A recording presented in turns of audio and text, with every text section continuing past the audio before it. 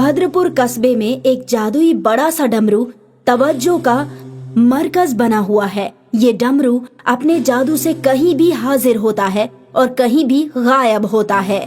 आज भी ये डमरू भद्रपुर की चौपाल में यकायक हाजिर होकर लुढ़कता हुआ बस्ती में आता है। डमरू को देखने के लिए लोगों का हुजूम लग जाता है कि यकायक डमरू का एक ढक्कन खुलता है। उसके पास खड़े दो शख्स को अपने अंदर खींच लेता है और ढक्कन बंद होकर डमरू तेजी से लुढ़कने लगता है। इससे कब्ल की कस्बे के लोग कुछ समझ पाते, डमरू लुढ़क कर बहुत दूर जाता है और गायब हो जाता है। ये वाकया अपने आप में कमाल और हैरान करने वाला है। ये डमरू था या कोई बम सबको खौफजदा कर चला गया? ऐसा डमरू हमने पहली मर्तबा देखा है। यह जरूर कोई जादुई डमरू होगा, तभी तो हमारे गांव के लोगों को उठाकर ले गया। डमरू किसी को कैसे उठाएगा? उसके अंदर जरूर कोई आदमी होगा। मुझे तो यह किसी भूत का डमरू लगता है। डमरू भूत हमारे गांव के लोगों को लेकर कहाँ चला गया है? हम सब तो डमरू को मुबारक मानते हैं, लेकिन ये डमरू नामुबारक लगता है। सभी लोग डमरू की बहस में उलझे रहते हैं।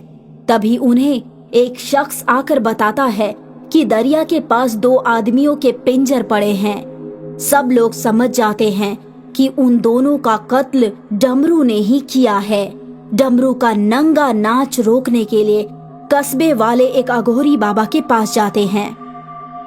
अघोरी बाबा तंत्र मंत्र और कुर्बानी के लिए मशहूर हैं। कस्बे के लोग उनके पास आने से भी डरते हैं। जब कभी बड़ी परेशानी होती है तब अघोरी बाबा को याद किया जाता है। तुम लोग मेरे अमल में रुकावट डालने आए हो। माफ करें बाबा, हम कस्बे वालों की जिंदगी खतरे में है। खतरे की वजह क्या है? खतरे की वजह एक डमरू है बाबा। डमरू? हाँ बाबा, एक बड़े से डमरू ने कस्बे के दो लोगों का कत्ल कर दिया है। डमरू में कोई आदमी था या भूत, हमें इल्म नहीं। एक डमरू से तुम सब खौफजदा हो। बाबा वो डमरू नहीं, हम सबकी मौत है। आप उस डमरू से हमारी हिफाजत कीजिए। जरूर उस डमरू में कोई भूत ही होगा, लेकिन तुम लोग बेफिक्र रहो। कल हम तुम्हारे कस्बे में आकर उस डमरू वाले का डमरू बजा देंगे। अगले रोज सुबह से ही अघोरी बाबा भद्रपुर कस्बे आकर बस्ती में अमल शुरू करता है। कस्बे के लोग उसके अमल में शरीक होते हैं। अघोरी बाबा अपना छोटा डमरू बजाते हुए नाच करता है। तभी बड़ा सा डमरू वहां हाजिर होता है और लुढ़कते हुए अमल के पास आता है। कस्बे वाले खौफजदा होकर एक जानिब हो जाते हैं। अघोरी बाबा अपना नाच रोककर बड़े से डमरू की तरफ देखता है और अपना छोटा डमरू बजाकर पूछता है, डमरू के भूत बाहर निकल, आज तेरा डमरू मैं बजाऊंगा। तभी डमरू का ढक्कन खुलता है और उससे एक भूत निकलता है। पहचाना मुझे? मैं कौन हूँ? आवाज तो जानी पहचानी लग रही है। मैं नंदू हूँ। नंदू? कौन? वो गांव का पागल लड़का? हाँ घोरी बाबा, मैं वही पागल नंदू हूँ जिसकी तुमने कुर्बानी दी थी, और ये डमरू तुमने मेरे ही जिस्म की चमड़ी से बनाया था। क्या ये वही डमरू है जिसे मैंने अपने अमल के लिए बनाया था? हाँ, कुर्बानी के नाम पर तुमने मेरा कत्ल किया था। मैं तभी से भूत बनकर घूम रहा हूँ और ये डमरू मेरे ताकत के काबू में है। मैंने तुम्हारी कुर्बानी नहीं दी थी, तुम्हारी रूह को आजाद किया था। कस्बे वालों, ये अघोरी बाबा जालिम है। अपने अमल के लिए मुझ जैसे बहुत से लोगों की कुर्बानी दे चुका है। मेरा इस कस्बे में आने का मकसद अघोरी बाबा से इंतकाम लेना है। पागल भूत, तू मुझे क्या मारेगा? मैं तुझे खत्म करूंगा। अघोरी बाबा और भूत के दरमियान जादुई लड़ाई होती है। दोनों एक दूसरे पर जादुई ताकत से वार करते हैं। आखिर में अघोरी बाबा हार कर वहां से फरार होने लगता है। भूत अघोरी बाबा को पकड़कर अपने बड़े डमरू में खींच लेता है ढक्कन बंद होता है और डमरू तेजी से लुढ़कते हुए आगे जाकर गायब हो जाता है।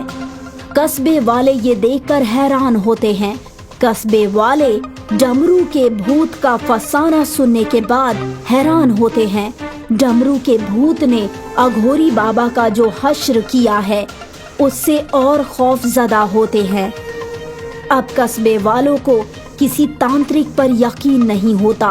वो आपस में इसी बात पर गुफ्तगू करते हैं।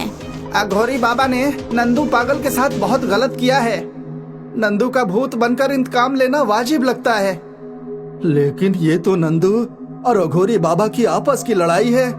इसमें हम लोग बीच में क्यों फंस गए हैं? डमरू का भूत अघोरी बाबा को अपने साथ ले गया है। अब वो उनके साथ क्या करेगा? अब ये तो डमरू का भूत ही बता सकता है भाईजान। हमें अघोरी बाबा की नहीं अपनी फिक्र करनी चाहिए। लेकिन अपनी फिक्र करें कैसे? डमरू के भूत का इलाज शिव मंदिर में ही होगा। कस्बे वाले डमरू के भूत से निजात पाने के लिए शिव मंदिर में जाते हैं और वहां से 4 त्रिशूल लाकर कस्बे के 4 रास्तों पर गाड़ देते हैं और रात होने का इंतजार करते हैं। रात होते ही कस्बे वाले अपने मंसूबे के मुताबिक शिव मंदिर से 4 डमरू लेकर चौपाल में आते हैं और डमरू बजाने लगते हैं। डमरू की आवाज पूरे गांव में गूंजती है। तभी बड़ा डमरू लुढ़कता हुआ वहां आ पहुंचता है। कस्बे वाले इस बार डमरू के भूत से खौफ नहीं खाते। वो अपना डमरू और तेज बजाते हैं। बड़े डमरू का ढक्कन खुलता है और भूत निकलता है। कस्बे वालों, तुमने हमें यहाँ क्यों बुलाया है? डमरू के भूत, तुम्हारा फसाना सुनकर हमें बेहद तकलीफ हुई है। तुम्हारे साथ अघोरी बाबा ने नाइंसाफी की थी। तुमने उनको सजा दे दी है। अब हम कस्बे वालों को तुम अपने खौफ से आजाद कर दो।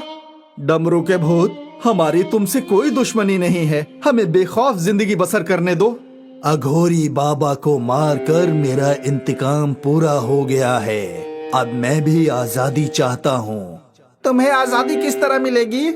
मेरी आजादी के लिए तुम लोगों को एक काम करना होगा।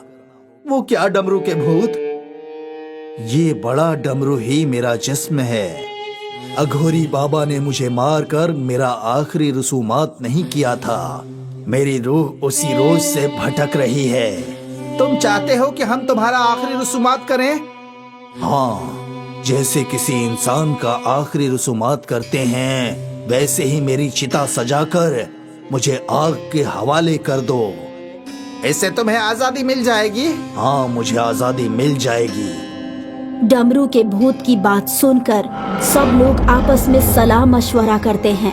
कस्बे वाले बड़े से डमरू को शमशान में ले जाकर उसकी चिता सजाते हैं और कायदे से पूजा करके बड़े डमरू को आग लगा देते हैं। उसकी चिता जलाते हैं। बड़ा डमरू चिता में जलकर राख हो जाता है और नंदू की रूह को आजादी मिल जाती है। कस्बे वाले नंदू की रूह को अलविदा कहते हैं।